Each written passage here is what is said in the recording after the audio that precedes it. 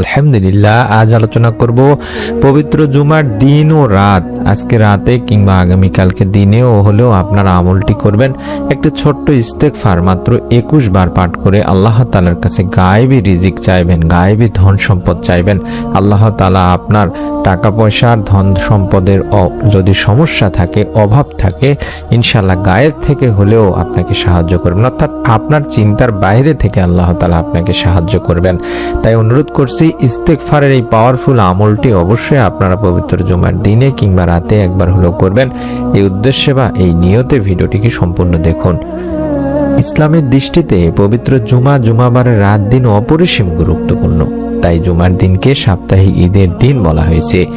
জুমার দিনের সওয়াব ও মর্যাদা ঈদুল ফিতর ও ঈদুল আজহার মতোই এই দিন ইসলামী ইতিহাসে বড় বড় মহৎ কিছু ঘটনা ঘটেছে। জুমার গুরুত্ব আল্লাহ তাআলার কাছে এত বেশি যে কোরআনে জুমা নামে একটি স্বতন্ত্র সূরা নাজিল করা হয়েছে। সুবহানাল্লাহ। আল্লাহ তাআলা কোরআনে ইরশাদ করেন, হে মুমিনগণ, জুমার দিন যখন নামাজের আহ্বান জানানো হয় তখন তোমরা আল্লাহর স্মরণে মসজিদে এগিয়ে যাও এবং বেচাকেনা বা দুনিয়াবি যাবতীয় কাজকর্ম ছেড়ে দাও। এটা তোমাদের জন্য কল্যাণকর হবে যদি তোমরা জানতে। সূরা জুমাতে বলেছেন আল্লাহ রাব্বুল আলামিন নিজেই।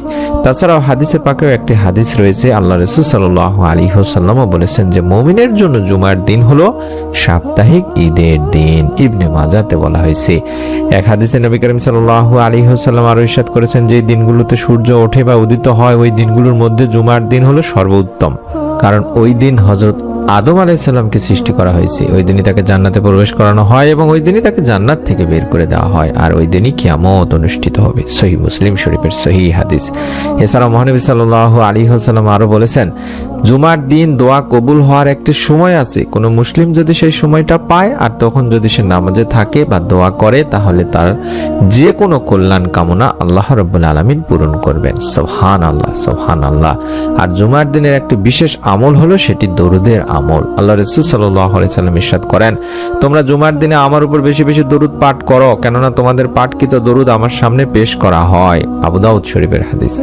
এমনিতেও তিরমিজি শরীফের একটি হাদিস অনুযায়ী আমরা জানতে পারি যে পবিত্র জুমার দিন যে ব্যক্তি বেশি বেশি করে দরুদ পাঠ করে আল্লাহ তার প্রতি 10টি রহমত নাজিল করবেন। সুতরাং আমাদের জুমার দিন অন্যান্য আমলের সাথে সাথে বেশি বেশি দরুদ পাঠ করতে হবে দিনী ভাই বোনেরা।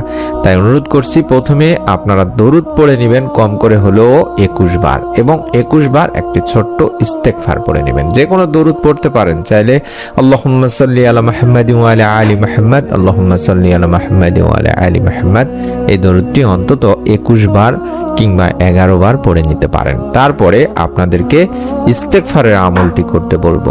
ইস্তেগফার পাঠে বান্দার অভাব মোচন হয়, পাপাচার ক্ষমা করা হয়, সন্তান সন্ততির অভাব যেমন থাকে না তেমনি রিজিকেও আসে পরিপূর্ণ বরকত। অভাব মুক্ত থাকতে পবিত্র কোরআনুল কারিমে বেশি বেশি ইস্তেগফার পাঠের নির্দেশ দেওয়া হয়েছে এবং আল্লাহ রাব্বুল আলামিন স্বয়ং নির্দেশ দিয়েছেন, যার ফলে মহান আল্লাহ মানুষকে উত্তম রিজিক সহ অসংখ্য নিয়ামতে ধন্য করবেন বলে জানিয়েছেন। মহান আল্লাহ রাব্বুল আলামিন বলেন, অতঃপর বলেছি তোমরা তোমাদের পালনকর্তার কাছে ক্ষমা প্রার্থনা করো, তিনি অত্যন্ত ক্ষমাশীল, তিনি তোমাদের উপর অজস্র মিষ্টি ধারা ছেড়ে দেবেন, তোমাদের ধন সম্পদ ও সন্তান সন্ততি বাড়িয়ে দেবেন, তোমাদের জন্য উদ্যান স্থাপন করবেন এবং তোমাদের জন্য নদী নালা প্রবাহিত করবেন। সূরা নূর আয়াত 10 থেকে 12তে বলা হয়েছে। তাই আমরা অন্তত 21 বার এই ইস্তেগফারটি পাঠ করব। 21 বার দরুদ পাঠ করার পরে আস্তাগফিরুল্লাহ, আস্তাগফিরুল্লাহ, আস্তাগফিরুল্লাহ এইভাবে অন্তত 21 বার আপনি এই ইস্তেগফারটি পড়বেন, অথবা আস্তাগফিরুল্লাহ ওয়া আতুবু ইলাইহি, আস্তাগফিরুল্লাহ ওয়া আতুবু ইলাইহি, আস্তাগফিরুল্লাহ ওয়া আতুবু ইলাইহি।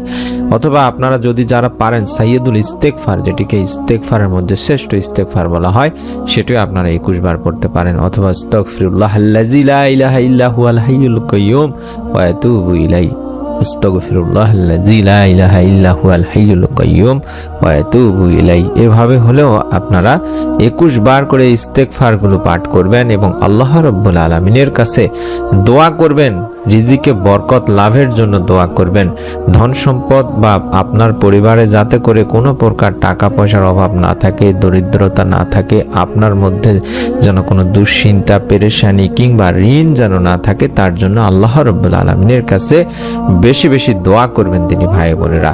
একটি ছোট্ট দোয়াও আমি শিখিয়ে দিচ্ছি, যাতে করে আপনারা এই দোয়াটি আমলের মাধ্যমে আল্লাহ তাআলার কাছে আপনি দরিদ্রতা থেকে আশ্রয় প্রার্থনা করতে পারেন। আর সেই দোয়াটি হচ্ছে আল্লাহুম্মা ইন্নী আউযু বিকা মিনাল কুফরি ওয়াল ফাকরি, আল্লাহুম্মা ইন্নী আউযু বিকা মিন আযাবিল কাবরি লা ইলাহা ইল্লা আনতা, আল্লাহুম্মা ইন্নী আউযু বিকা মিনাল কুফরি ওয়াল ফাকরি, আল্লাহুম্মা ইন্নী আউযু বিকা মিন আযাবিল কাবরি লা ইলাহা ইল্লা আনতা। এভাবে 3 বার এই দোয়াটি পাঠ করতে পারেন। এই দোয়াটিতে আমরা বলছি যে হে আল্লাহ, আপনার নিকট কুফরি ও দরিদ্রতা থেকে আশ্রয় চাচ্ছি। হে আল্লাহ, আমি কবরের আযাব থেকে আপনার কাছে আশ্রয় চাচ্ছি। আপনি ছাড়া অন্য কোনো ইলাহ নেই। এই সাক্ষ্যটি অন্তত একবার দেবেন।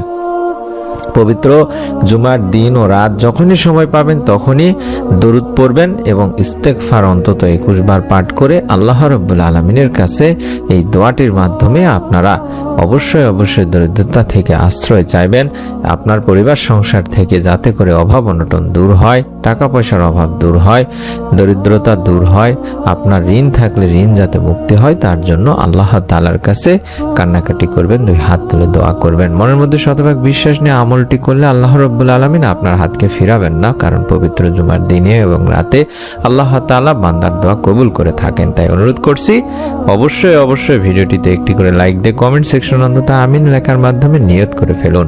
পরবর্তী নতুন আমলের এরকম ভিডিওগুলো পাওয়ার জন্য এবং সাদগায়ে জারিয়ার সওয়াব পাওয়ার জন্য ভিডিওটি আপনার নিকট আত্মীয় স্বজনদের কাছে শেয়ার করে দিন এবং এই ভিডিওটির নিচেই দেখুন সাবস্ক্রাইব লেখা রয়েছে।